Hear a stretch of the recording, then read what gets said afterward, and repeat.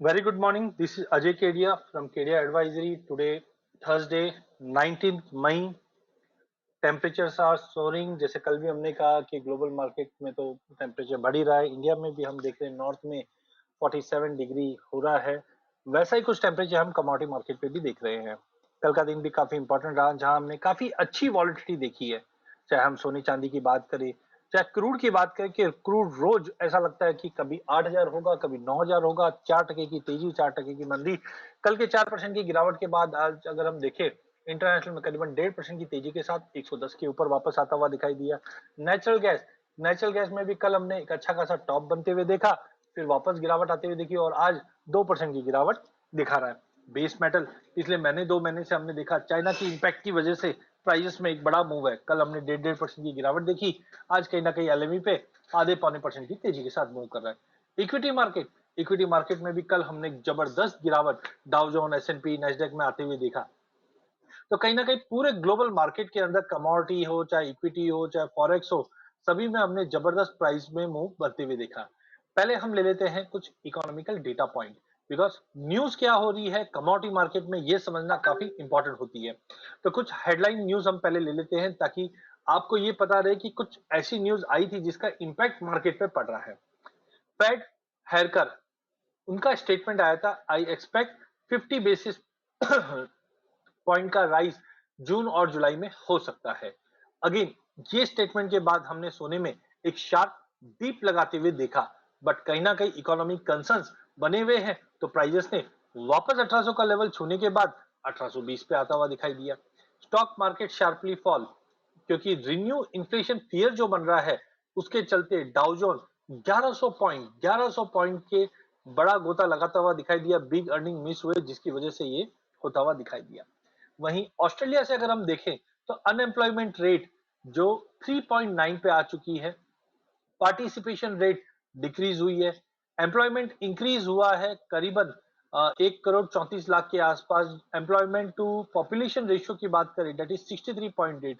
तो कहीं ना कहीं काफी अच्छे डेटा ऑस्ट्रेलिया से बनते हुए दिखाई दे रहे हैं।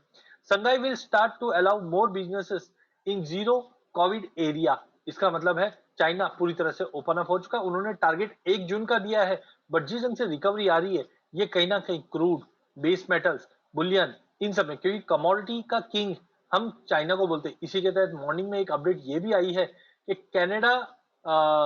कनाडा से canola canola means mustard seed पे जो बैन लगाया हुआ था चाइना ने, वो लिफ्ट ऑफ हो चुका है। और ये एक बड़ा हम बोल सकते हैं ब्रेकिंग न्यूज है कमोडिटी मार्केट के लिए। क्यों? क्योंकि चाइना में आप देखिए 2-3 महीनों से हमने लॉकडाउन जैसी सिचुएशन देखी है, और 3 साल का जो बैन कनाडा कनोला सीट पे बना हुआ था, वो उठाने का मतलब है कि चाइना इंपोर्ट ओपन अप कर रही है। और चाइना के पास कहीं ना कहीं फीड्स के लिए या पीपल के लिए जो कमोडिटी का शॉर्टेजेस है, वो दिखने लग गई है। जिसके चलते चाहे कॉटन हो, चाहे कनोला हो, चाहे अदर कोई भी कमोडिटी हो, चाइना कंटिन्यू बाइंग मोड पे आ चुकी है। और 1 तारीख से चाइना मार्केट ओपन हो रहा है। ये कहीं ना कहीं पूरे बेस मेटल पे, क्रूड ऑयल पे, या जो भी कमोडिटी चाइना यूज करती है, तो हम जानते हैं पूरे ग्लोबल मार्केट में सबसे बड़ा बायर कमोडिटी का चाइना ही है। तो ये एक गेम चेंजर का काम करेगी जून ऑनवर्ड्स, बट उसके संकेत आपको अभी से मिलने लग जाएंगे। तो चाइना ने जो रेस्ट्रिक्शन हटाया है, इसके बाद कहीं ना कहीं एक बड़ी तेजी हम मस्टर्ड में देखेंगे या ऑयल सीड में देखेंगे टेम्पररी। और हो सकता है आने वाले दिनों में मसालों पे भी, जैसे चाइना ने इंडिया पे पेस्टिसाइड के चलते मसालों पे थोड़ी सी रोक लगाई थी, बट अब जिस ढंग से फूड क्राइसिस की ओर हम बढ़ रहे हैं, तो कहीं ना कहीं ऐसे जो ये बैन है, ये निकलते हुए दिखाई देंगे, जिसकी वजह से प्राइजेस के अंदर एक अच्छा खासा जंप मिलेगा। वीट के अंदर भी ऐसा ही देखा हमने कि वीट इंटरनेशनल मार्केट में जबरदस्त तेजी का रुख लेता हुआ दिखाई दिया। क्यों? क्योंकि इंडिया ने एक्सपोर्ट पे बैन किया, जिसकी वजह से सप्लाई स्क्वीज मार्केट में बनते हुए दिखाई दी, और हमने रैली होते हुए देखा। डोमेस्टिक मार्केट पे भी इसका असर पड़ा था नेगेटिव, बट ज्यादा पड़ता हुआ नहीं दिखाई दे रहा, because this year is going to be shortage year for all commodity. Canada ने ओपन अप कर ही दिया, और ये बताया भी जा रहा है कनाडा के पास भी, अगर वीट की बात करें तो वहां पे भी शॉर्टेजेस है। और कहीं ना कहीं अब ड्राई वेदर की वजह से काफी जगह हॉट एंड ड्राई वेदर, चाहे हम यूरोप की बात करें चाहे यूएस की बात करें, इससे यील्ड में भी ड्रॉप होते हुए दिखाई देंगे, जिसके वजह सभी कमोडिटी को एक अच्छा खासा गेन्स मिलता हुआ दिखाई दे सकता है। Coming back on data point, अगर हम डेटा पॉइंट की बात करें उससे पहले एक और 2-3 न्यूज मैंने देखी है। Brazil corn production is expected to reach 87.6 million ton, जो कहीं ना कहीं संकेत दिखाता है पिछली बार के मुकाबले कम है। तो अब कॉर्न मक्के में तेजी बनी हुई। रशिया एक्सपोर्ट, रशिया पे हमने देखा कि यूरोपियन यूनियन ने बैन लगा दिया है और 200 बिलियन का एक राहत पैकेज हमने यूरोप में आते हुए देखा है, जिसके चलते कल की बड़ी गिरावट के बाद आज क्रूड में तेजी बनते हुए दिखाई दी है। कहीं ना कहीं वीट, सोयाबीन, कच्चा तेल, इन सब में तो हमने न्यूज देखी। साथ में एक न्यूज ये भी आ रही है, यूक्रेन फाइटर्स सरेंडरिंग इन मैरीपोल।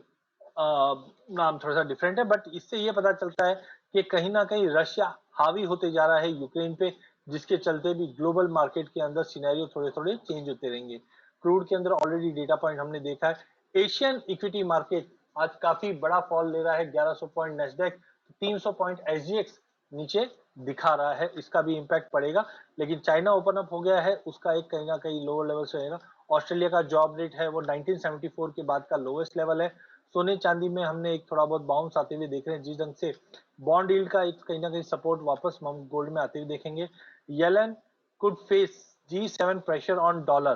तो यहाँ पे हमको देखना है कि G7 की मीट कल से स्टार्ट हुई है और कहीं ना कहीं बताया जा रहा है कि यूएस के लिए ये कहीं ना कहीं निराशाजनक सिनेरियो रहेगा, जिसकी वजह से मार्केट पे मूव करेगा। तो आइए सबसे पहले हम डेटा पॉइंट देख लेते हैं आज के। थर्सडे है आज, सुबह जापान से हमने मशीनरी ऑर्डर का डेटा अच्छा आता हुआ दिखाई दिया। ट्रेड बैलेंस का डेटा इन लाइन नहीं था, बट थोड़ा सा खराब है। बट आज का जो ध्यान रहेगा वो G7 की दूसरे दिन की बैठक पे रहेगा, साथ में यूरो जोन से मॉनेटरी पॉलिसी की मीटिंग रहेगी। यूएस से मैन्युफैक्चरिंग इंडेक्स का डेटा रहेगा, जहां पे हम ड्रॉप देख रहे हैं। अनएम्प्लॉयमेंट रेट स्टेबल है 200 के करीब। एग्जिस्टिंग होम सेल्स डेटा इस पे ड्रॉप आ रहा है, क्योंकि जब भी एग्जिस्टिंग होम सेल्स का डेटा आता है खराब आता है, मतलब इकोनॉमी इज अंडर प्रेशर। तो जिसके चलते आज कमोडिटी मार्केट को सपोर्ट मिलता हुआ दिखाई देगा, खास करके सोने चांदी में। बेस मेटल में थोड़ा पैसिमिस्टिक रह सकता है। नेचुरल गैस की इन्वेंट्री बढ़ते हुए आ रही है, जिसका मॉर्निंग में ही हमने दबाव आते हुए देखा, तो कल की रैली के बाद आज नेचुरल गैस के अंदर गिरावट हम बनते हुए देख पाएंगे। हिट मैप से हम स्टार्ट करते हैं तो इक्विटी मार्केट में जबरदस्त गिरावट अभी भी चल रही है। विक्स इंडेक्स कल जो 27 पे था आज 3180 पे है, जो दिखाता है कि अनसर्टेनिटी मार्केट में बढ़ती जा रही है। कहीं ना कहीं कच्चे तेल में वापस उबाल आता हुआ दिखाई दे रहा है। WTI 108 के करीब ट्रेड कर रहा है, ब्रेंट 110-11 के बीच में ट्रेड कर रहा है।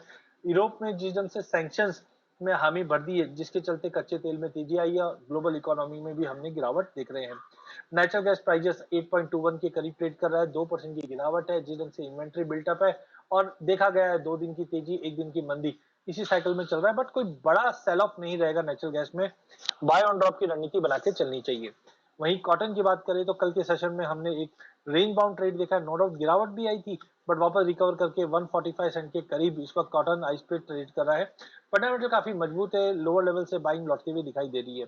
सोने और चांदी की बात करें तो सोने में कल हमने काफी बड़ा मूव बनते हुए देखा। हमने 1800 के करीब भी जाते हुए देखा, तो 1820 के करीब भी जाते हुए देखा।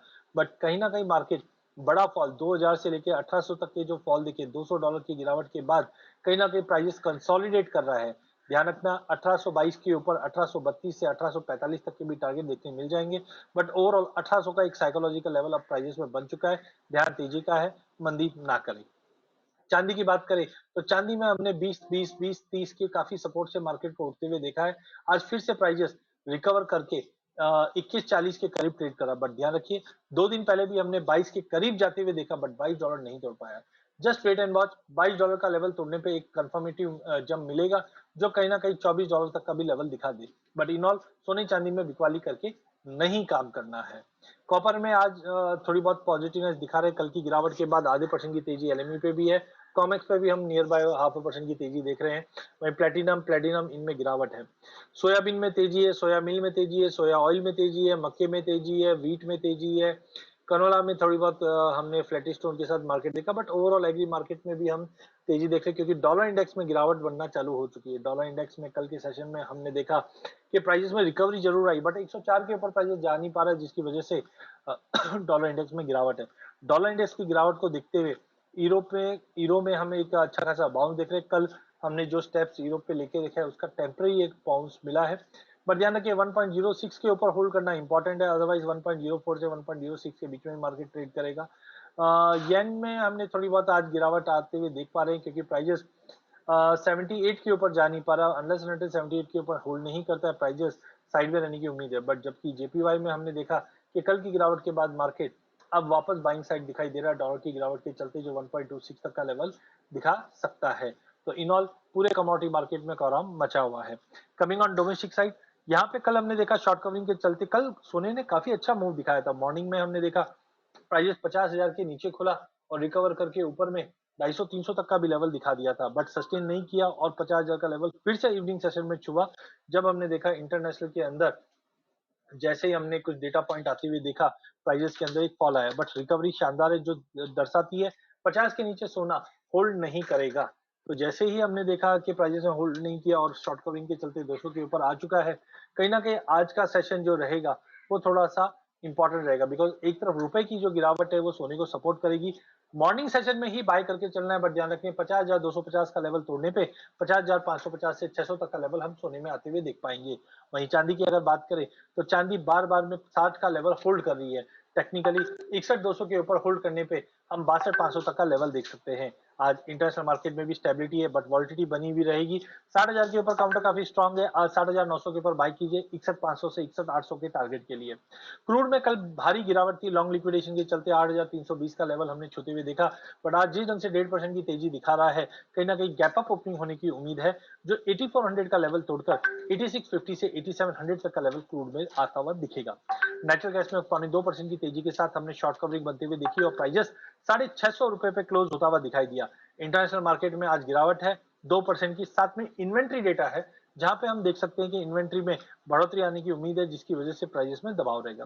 कल पूरे बेस मेटल पैक के अंदर रिस्की ट्रेड्स, क्योंकि 2-3 दिन में तेजी आई थी इसलिए कल प्रॉफिट बुकिंग भी था, जिसके चलते हमने कॉपर में 1.25% की गिरावट, जिंक में 1.5% की गिरावट, निकल फ्लैट था, एल्यूमिनियम में 0.25% की गिरावट, लेड में 0.38% की गिरावट थी। बट कहीं ना कहीं जिस ढंग से चाइना ओपन अप हो रहा है, डॉलर में गिरावट है और उम्मीद है कि सप्लाई कंसर्न बनता हुआ रहेगा जो प्राइजेस को सपोर्ट करेगा। एक्स्ट्राऑर्डिनरी बड़े गेन्स नहीं, पर ध्यान रखिए 760 का लेवल तोड़ते ही मार्केट वीकली बेस के ऊपर 785 की तैयारी करेगा। ओवरऑल जैसे जैसे चाइना मार्केट ओपन अप होता है पूरे बेस मेटल को सपोर्ट करेगा। ऑलरेडी 1.5-2 महीने की जो गिरावट थी जिसकी वजह से टेक्निकली मार्केट ओवरसोल्ड जोन में था, तो कोई बड़ी फॉल का एक्सपेक्टेशन ना रखिए, बड़ा शॉर्ट मत बनाइए, लोअर लेवल से बाइंग कंटिन्यू रहेगी। आज भी एलएमई पे हमने देखा कि कॉपर है 0.5% की तेजी के साथ ट्रेड कर रहा है, जिंक है 0.22% की तेजी के साथ ट्रेड कर रहा है, एल्यूमिनियम 0.25% की तेजी के साथ ट्रेड कर रहा है, लेड में भी 0.5% से ज्यादा की तेजी बनी हुई है। तो ओवरऑल बेस मेटल के अंदर बाय ऑन ड्रॉप की रणनीति अपना के ट्रेड कीजिए। वहीं अगर हम नेक्स्ट एग्री कमोडिटी की बात करें तो कल मैंथा 1100 के लेवल पे क्लोज होता हुआ दिखाई दिया। पोजिशनल ट्रेडर भी बाय करके चलिए जो 1300 तक के भी लेवल दिखा दे। इंट्राडे के लिहाज से आज 1100 के ऊपर बाय करके चलिए, 1118 के टारगेट के लिए मैंथा पॉजिटिव रहेगा। कॉटन के प्राइजेस में कल हमने 49 से 50,000 के बीच में ट्रेड किया। मॉर्निंग में ही हमने देखा गैप अप ओपनिंग जरूर हुआ था, बिकॉज जो गवर्नमेंट की मीट थी कॉटन पे, उस पर उम्मीद थी कि फ्यूचर्स पे बैन कर सकता है, बट ऐसा कुछ नहीं होने की वजह से प्राइजेस का सेंटीमेंट थोड़ा सा पॉजिटिव जरूर हुआ, बट सस्टेन नहीं कर पा रहा था। बट ओवरऑल हमें लगता है कि प्राइजेस 49,000 से 50,000 के बीच में ही ट्रेड करेंगे। बड़ा शॉर्ट पोजीशन बनाते हुए नहीं चलिए। इंटरनेशनल में भी 145 सेंट के करीब ट्रेड कर रहा है। वेदर कंडीशन ड्राई की होने की वजह से इंटरनेशनल में तेजी का रुख कायम रहेगा, बट कहीं ना कहीं छोटे छोटे प्रॉफिट बुकिंग होते रहेंगे। तो आज के लिए 49,200 के ऊपर बाय करना है, 49,200 के ऊपर बाय करना, 48,700 का स्टॉप लॉस लगा दीजिए, 49,800 तक का टारगेट हम देखने मिल जाएगा। बट ध्यान रखिए position carry as of now मत करके चलिए, या तो 50-200 के ऊपर निकल जाए तो हम कैरी करेंगे, या 47-500 के करीब आए तो हम बाय करके कैरी करेंगे। टाइमिंग पोजीशन अगले 2 दिन तक कॉटन में कैरी नहीं करनी है। रबर के प्राइजेस में कल स्टेबिलिटी दिखी क्योंकि क्रूड के प्राइजेस में गिरावट आई थी। फिजिकल मार्केट में भी हमने देखा है थोड़ा थोड़ा डिमांड इंप्रूवमेंट होना चालू हो गया, जिसकी वजह से प्राइजेस में जंप रहेगा। खास करके अगर हम एशियन कंट्रीज की बात करें तो यहाँ पे रबर के प्राइजेस में कंसोलिडेशन था, जिसकी वजह से प्राइजेस में दबाव बना हुआ था। बट जिस ढंग से चाइना ओपन अप हो रहा है तो उम्मीद है कि ज्यादा करके मानसून पीरियड के अंदर प्रोडक्शन में भी थोड़ी सी कंसर्न रहती है, बट डिमांड इंप्रूवमेंट के चलते हमें लगता है आने वाले टाइम पे रबर के प्राइजेस में अच्छा सपोर्ट मिलेगा। साथ में कच्चे तेल की तेजी का भी एक सपोर्ट रबर पे मिलता रहेगा। आज के लिए 17,450 के ड्रॉप पे लेके चलिए, 17,800 तक का जंप हम रबर में देख पाएंगे। गवार सीट गवार गम में देखें तो कल हमने शॉर्ट कवरिंग के चलते गवार गम 11,800 के करीब क्लोज होता हुआ दिखाई दिया। गवार डेक्स ने भी 7800 के लेवल पे क्लोजिंग दी है, बट गवार सीट फ्लैट मूव रहा है, 6,000 के नीचे नहीं जाना है। 6120 इंपॉर्टेंट हर्डल है, एक बार प्राइस 6120 के ऊपर निकलता है तो 6180 तक का लेवल दिखा दे। 2-3 दिन का कंसोलिडेशन है। कल हमने इसके ऊपर एक वेबिनार भी किया है। आप हमारे यूट्यूब चैनल पे सब्सक्राइब कर सकते हैं, जहां पे आपको ये वेबिनार के हाइलाइट्स और 5 मिनट वीडियोस भी मिल जाएंगे, जहां पे आपको टेक्निकल फंडामेंटल के सभी व्यू मिलते रहेंगे। तो केडिया एडवाइजरी का एक यूट्यूब चैनल है, इसको आप रजिस्टर कर सकते हैं। मसालों की बात करें तो हमने पहले भी कहा था कि मसालों में तेजी लॉन्ग टर्म है, शॉर्ट टर्म मार्केट अनसर्टन रहेगा, जिसमें हमने धनिया और जीरे में आधे से पौने % की गिरावट देखी। हल्दी 8100 से 8300 के बीच में ट्रेड कर रहा है। एज कंपेयर टू बाकी मसाले, हल्दी रेंज बाउंड रहेगी, जबकि धनिया में हमें लगता है कि गिरावट कंटिन्यू रह सकती है, जो 11200 के लिए बिकवाली की जा सकती है। जीरा मेक एंड ब्रेक के सिचुएशन पे है। अगर ये 22000 के नीचे होल्ड रहता है तो दबाव है जो 21700 तक का लेवल दिखा दे। मैं कोई बड़ी मंदी का आगाज नहीं दे रहा हूं। 500-800 पॉइंट की कभी भी गिरावट मिलती है लेके चलिए, बट बड़ी तेजी या अच्छा क्लियर ट्रेंड जो मिलेगा वो आपको 10-12 जून के बाद ही मिलेगा। उससे पहले मार्केट एक दायरे में रहेगा, किसी दिन मंदी किसी दिन तेजी, 200-500 रुपए के अंदर ही मूव करेगा। काफी कमोडिटीज वैसे ही चलेगी। कॉटन सीड ऑयल के कल हमने फ्रेश सेलिंग के चलते प्राइजेस में 2800 का लेवल बनते हुए देखा। एनसीडीएक्स का जो क्वालिटी माल है वो अभी भी सामने कंसर्न है, जिसकी वजह से लेवाली नहीं है। बट एक चीज आप समझ के चलिए, एक तरफ कॉटन के भाव में तेजी क्यों बनी हुई है, क्योंकि हमने देखा कि इस बार सप्लाई शॉर्ट रहनी है, वो भी अक्टूबर तक बनेगी। तो कहीं ना कहीं कॉटन सीड ऑयल केक को भी उसी का एक सपोर्ट मिलेगा। नो डाउट पूरे एडिबल ऑयल कॉम्प्लेक्स के अंदर गिरावट है, उसका भी एक सेंटीमेंट इस पे दबाव दे रहा है। बट प्राइस वाइज देखें तो 2750 और 3050 ये दायरे में ही मार्केट 8-10 जून तक चलता रहेगा। 8-10 जून के बाद ही हम ऊपर के लेवल के ब्रेकआउट देखेंगे। बट समझ के चलिए 2750 2800 ये लेवल बेचने के नहीं है। अगर आपको तेजी नहीं दिखती है तो ये लेवल पे एटलीस्ट बेच के काम मत कीजिए। 2820 2830 के ऊपर निकलने पे एक शॉर्ट कवरिंग दिखेगी जो 2860 से 2880 दिखा दे। बट प्लीज 2800 के नीचे बेचना नहीं है। कपास के अंदर भी 1820 1840 के बीच में दायरा रहेगा। कैस्टर के अंदर बड़ी तेजी के बाद थोड़ा कंसोलिडेशन है, ध्यान रखना कंसोलिडेशन, बिकॉज चाइना पूरी तरह से ओपन है, डिमांड अच्छी है, रुपए में गिरावट है। स्विंग आगे जाके कैसी होनी ये इंपॉर्टेंट है, बट टाइमिंग जब तक प्राइजेस 7250 के ऊपर मेंटेन है, हमें लगता है ये 7800 तक का भी लेवल दिखा सकता है। तो कल भी हमने पौने % की गिरावट थी। आज भी अगर समझो 20-30-40 पॉइंट की गिरावट आती तो घबराना नहीं है। 74-74-20 अच्छा बेस है, वहां पे बाइंग वापस इनिशिएट होगी। नई तेजी के लिए 75-50 के ऊपर वीकली क्लोज करना इंपॉर्टेंट है, जो 7800 के ऊपर ले जाएगा। तो इनऑल पूरे एग्री कमोडिटी के अंदर गवार रेंज बाउंड है, बाय ऑन ड्रॉप रखिए। मसालों में दबाव बनता रहेगा। कॉटन सीड ऑयल के 2820 का वेट कीजिए, करंट लेवल से शॉर्ट नहीं करना है। और कैस्टर के अंदर दिन की गिरावट के बाद मार्केट कहीं ना कहीं संभलता हुआ दिखाई देगा। मेंथा पे 2-3 महीने का व्यू लेके चलिए, जाने में 60-70 रुपया, आने में 200 से 300 रुपया। इस व्यू के हिसाब से मेंथा में पोजीशन बनाइए, भले ही मई में जून में बनाइए जहां आपको लिक्विडिटी दिखती है, बट बना के चलिए। रुपया 78 के करीब जाएगा बट सस्टेन नहीं करेगा। आरबीआई इंटरवेंशन कंटिन्यू रहेगी, जिसके चलते 78 से वापस पुल बैक 7720 से 7720 से 78 के बीच में मार्केट मूव करेगा। इसी के साथ मैं मेरा सेशन एंड करता हूं। धन्यवाद। Good morning, everyone. My name is Shayok Devnath, Senior Relationship Manager, KDI Advisory. मैं ग्लोबल क्यू और इंडियन न्यूज़ रिलेटेड स्टॉक के बारे में आज बात करूंगा। यूएस में कल 3.5 से लेके 4.5% का दबाव अक्रॉस बेंचमार्क दिखी। Dow Jones 1164 point, Nasdaq 566 point और S&P 165 पॉइंट दबाव के साथ बंद हुआ।